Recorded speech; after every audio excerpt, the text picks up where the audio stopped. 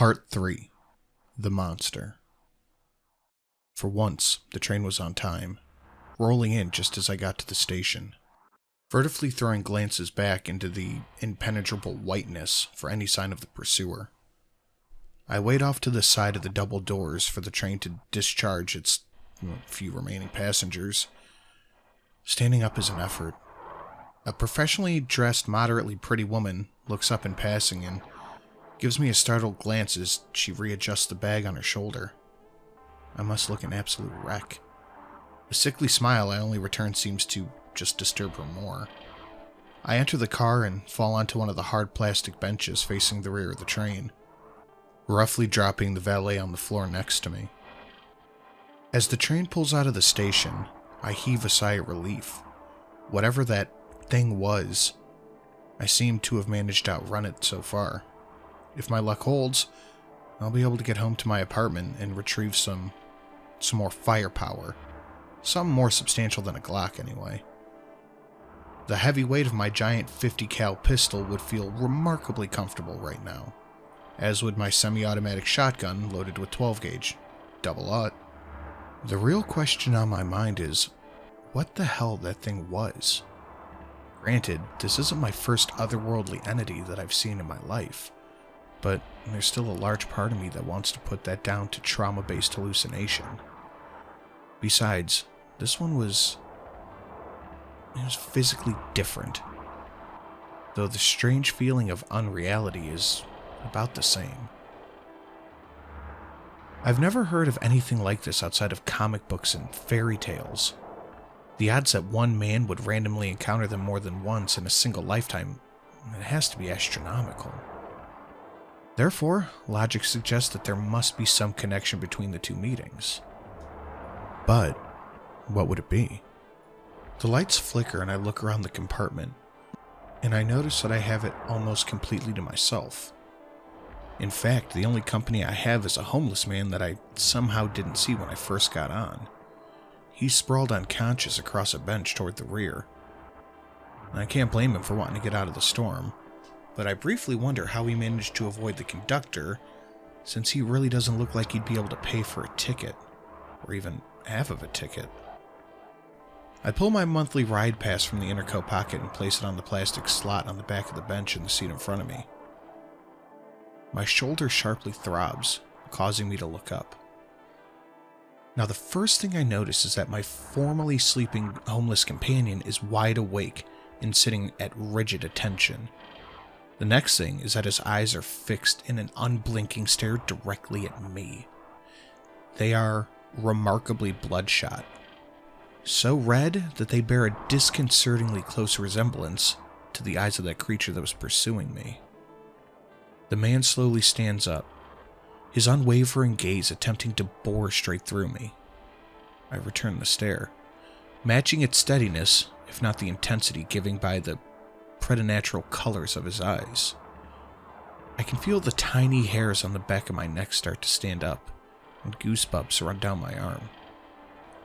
I find myself mentally reviewing years of close combat training, as my hand, almost on its own accord, slowly edges down to my right ankle and the Glock concealed there. I take stock of the man, 25 feet down the car from me. On the surface, other than his startling eyes, there is nothing that would make him stand out in a room full of derelicts. He's about 5'7", average build, late 60s, gray hair, long and matted, as the snarling beard beneath practically explodes out of his face.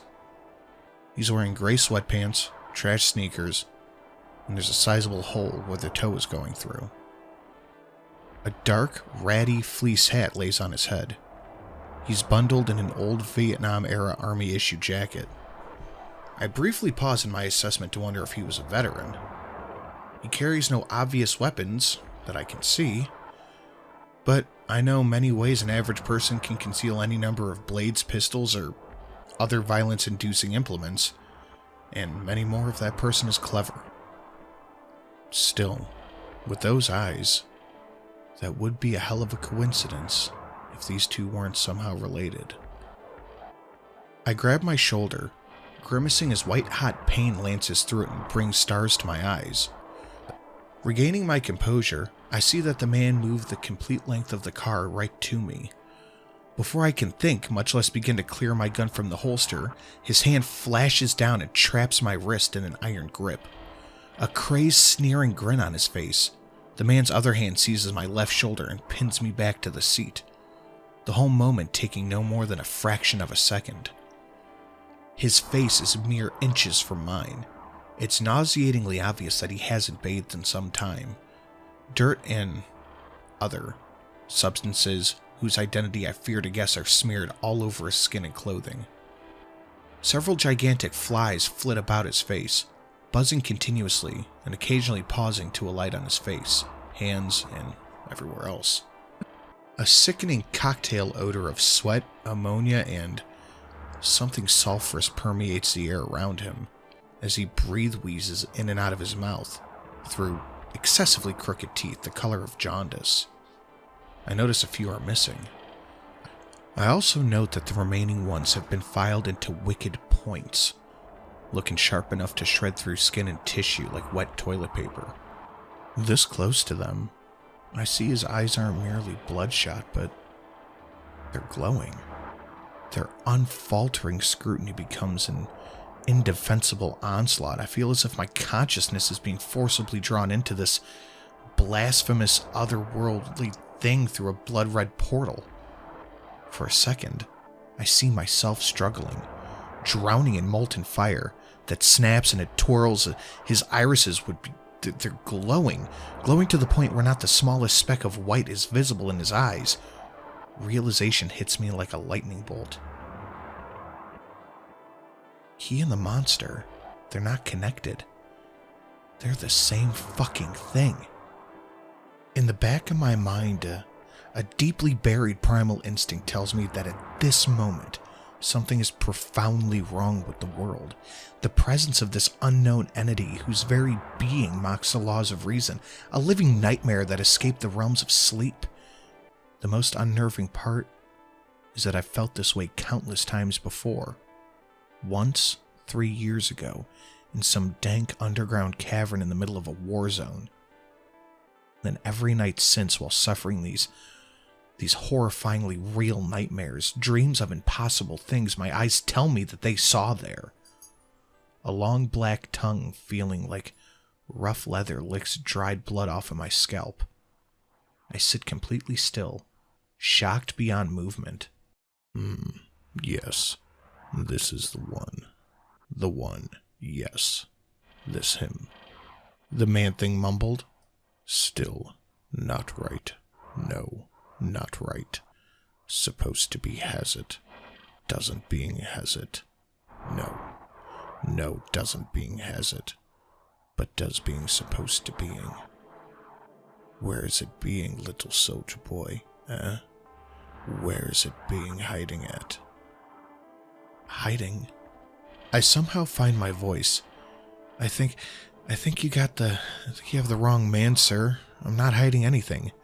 I'm just a school teacher. I teach history in Haverbrook. Some incredibly small part of my brain mentally chastises the rest of my consciousness, which is currently in the process of wetting itself, to stop being such a silly, helpless little bitch. And I used to call myself a soldier. No wonder I didn't make it all the way through retirement. He, calling Beals, sir. Little soldier boy thinking he being teacher of little children's, teaching histories he thinking. The man-thing giggles.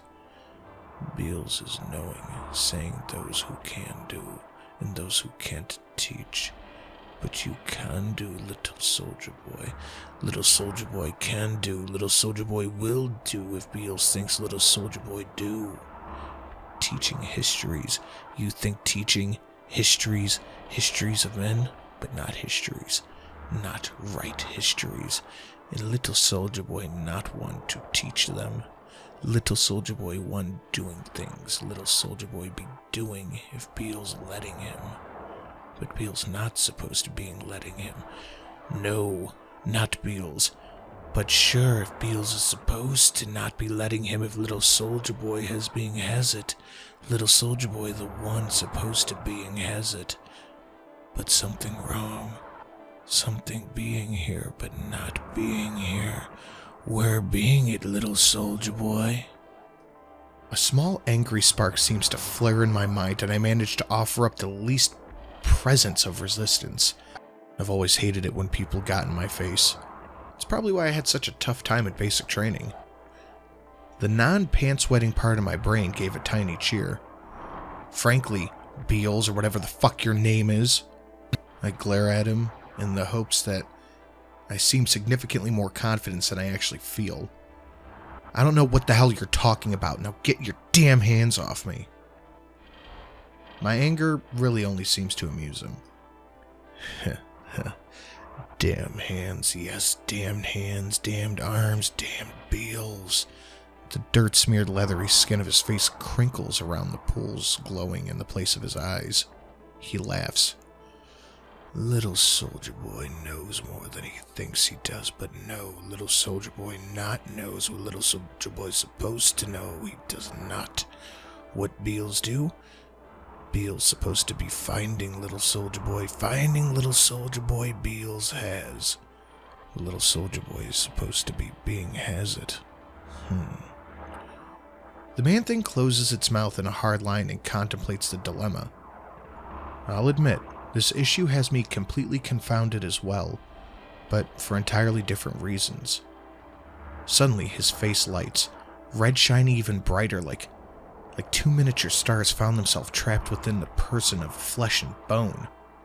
The same wicked smile again stretches across his mottled lips, razor-sharp teeth seeming to glint in the harsh electric light of the train. But little soldier boy already be making, marked by Dark One, yes. Marked and Beals can find again Beals can, little soldier boy, mark from the Dark One. And then Beals can make sure little soldier boy not doing little soldier boy things.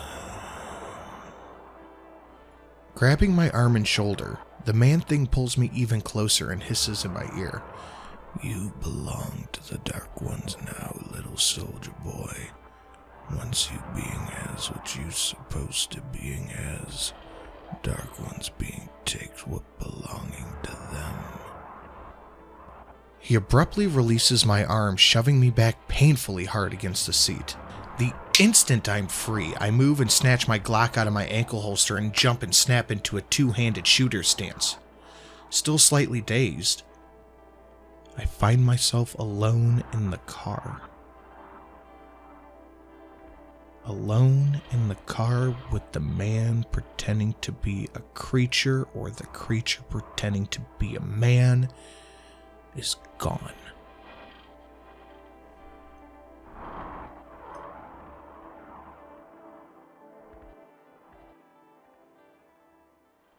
Thank you to the patrons listed down below: Dan R., Lewis G., Paul, Cody, M1A2 Gunner, Pyromancer, The Merchants Guild, Beber, Daneen H., Derek R., Go Cute Puppy LLC, Haden, JY, Maximilian, Mr. Swisston, Pepe, Sarcastic, Chic Ninja, Spino, tguy, Young S, Bobby, Dean, Mr. Misanthropic, Adidas, Nyalla, Paul T, Poonwookie, Shane H, and Tiir. You too can get on this list by joining the Patreon that is listed in the description.